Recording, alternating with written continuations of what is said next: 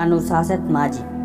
अपनी दादी को हम माँ जी कहते थे, हमारे बाबूजी उन्हें माँ जी कहते थे, तो हम सब भाई बहन भी उन्हें माँ जी कहते थे। इस तरह से वे सबकी माँ जी थीं। सब कोई उन्हें माँ जी ही कहते थे और उनसे माँ जैसा ही प्यार पाते थे।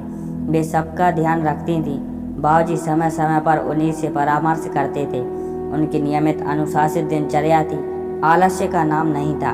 सब काम सही समय पर होता था। कोई परेशानी आने पर सब उन्हीं से सलाह लेते थे और वे सही राय देती थीं। सब कोई उनका आदर करते थे।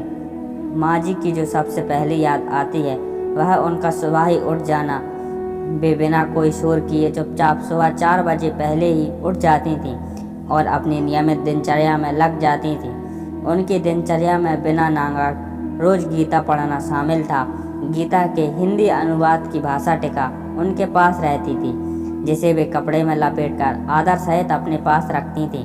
उनकी वह गीता उनकी स्मृति के रूप में आज भी मेरे पास है।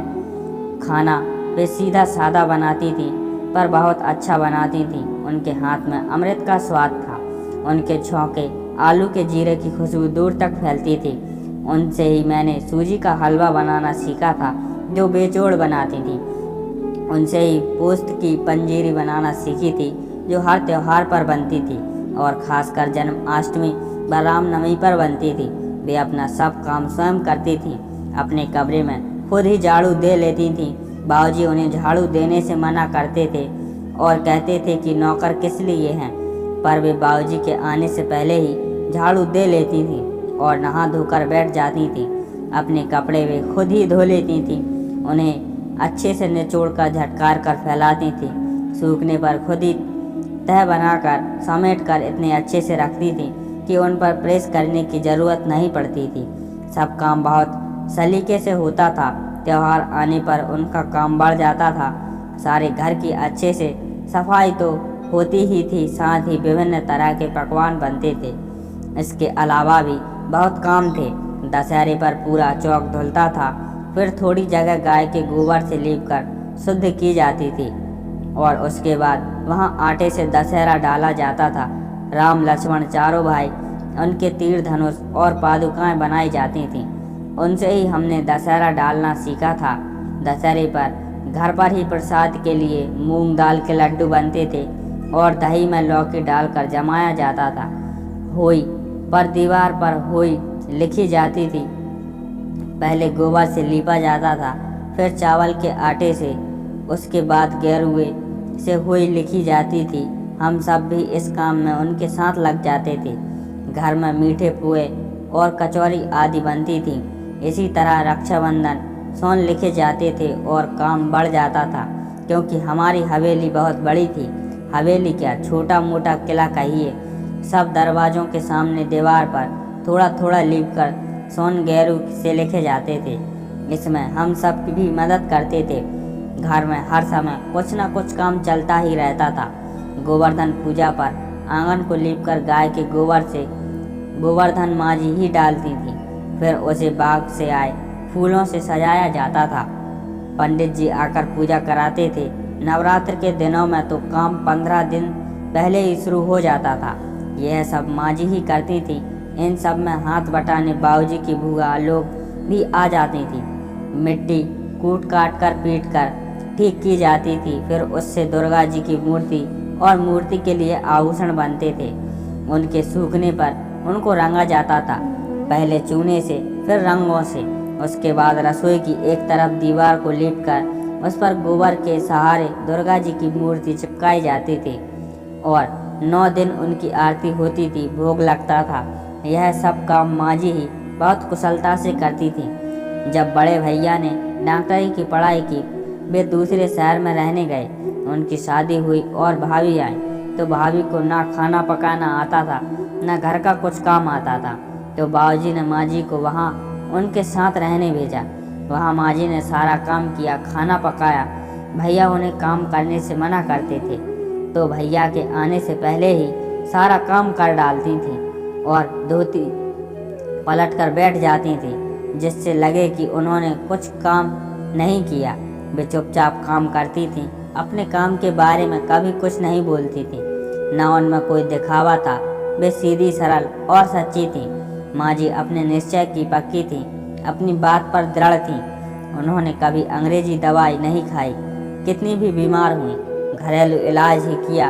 एक बार उनकी पीठ में कारमक्कल हो गया, बड़ा फोड़ा था, उन्हें बहुत कष्ट हुआ। बड़े भैया ने कहा कि आपको दवाई लेनी होगी, नहीं तो ठीक नहीं होगा। पर माँ जी ने दवाई नहीं ली, बहुत कष्ट भुगता। हार कर भैया ने बाहर से ही दवाई का लेप किया, रोज सफाई की, तो किसी तरह काफ़ी दिनों में ठीक हुई। अपनी बड़ी पोती को एक तरह से उन्होंने ही पाल पोस कर बड़ा किया। वे पोती रात 12 बजे भी जागकर कचौड़ी या केला मांगती थी तो माँ जी उन्हें देती थी और उनके लिए कचौड़ी व केला तैयार रखती थी। माँ जी गर्मियों में आंगन में बांध की खाट डालकर सोना पसंद करती थी। आंगन में शाम को छिड़काव हो जाता था। एक बार पता नहीं कैसे खाट में खटमल आ गया, चलता हुआ दिखाई दिया। माँ जी ने उसे हाथ से पकड़ा और फिर यह कहकर छोड़ दिया कि कैसा तो अंग्रेज सा लगता है। उनकी इस उपमा पर हम सबको बहुत हंसी आई थी। खटमल हल्के से भूरे रंग का था। घर के नौकरों ने उनका बड़ा आत्मीय व्यवहार था। यदि कभी डांटना भी पड़ता था तो बाद में पुचकार कर खाना खिलाती थी और एक माँ की तरह उनका ख्याल रखती थी। वे उचित सीख भी देती थीं। वे कहा करती थी कि अन्न का कीड़ा तो अन्न ही खाएगा, यह क्या भूख नहीं लग रही है। उनका यह भी कहना था, पेट तो कुआं है, जितना खोदो खुद जाएगा। वह स्वयं भी कम खाती थी और कहती थी कि हिसाब से खाना चाहिए, ठूस ठूस कर खाना अच्छी बात नहीं है। बाद में वे छोटी माँ जी के साथ केदारनाथ व बद्रीनाथ धाम की यात्रा पर गई थी, जो उस जमाने में बहुत मुश्किल थी और पता नहीं रहता था कि जानलेवा लौट कर आएगा भी या नहीं। बाबूजी ने उनके साथ एक नौकर भेजा था। कष्टों की परवाह किए बिना वे यात्रा कर आईं। वे मन में एकदम विरक्त थी, किसी चीज में कोई आसक्ति नहीं थी। कर्तव्यपरायणता हद दर्जे की थी। काम का कोई दिखावा या सेखी नहीं थी। कभी यह नहीं कहा कि कितना काम किया, बल्कि छिपाकर काम करती थी और कहती नहीं थी कि उन्होंने किया है। बाबा जी को तो मैंने नहीं देखा था, पर सुनते थे कि वे लंबे चौड़े और रोबीले थे और बड़े लोग, यहाँ तक कि नवाब भी हाथी पर बैठकर उनसे मिलने आया करते थे। माँ जी भी लंबी, पतली और दीप्त और गौर वर्ण की थी, देखने में अत्यंत कोमल और स्नेहशील थी। उन्होंने हम सब पर बहुत अच्छा प्रभाव डाला। उनसे बहुत बातें सीखने को मिली जो आज भी हमारा पथ प्रदर्शन करती हैं। माँ जी हमारी माँ की डांट से भी हमें बचाती थी और हमेशा हमारी तारीफ करके हमारा मनोबल बढ़ाती रहती थी। उनकी पुण्य स्मृति का हम स्मरण करते रहते हैं और प्रेरणा पाते रहते हैं।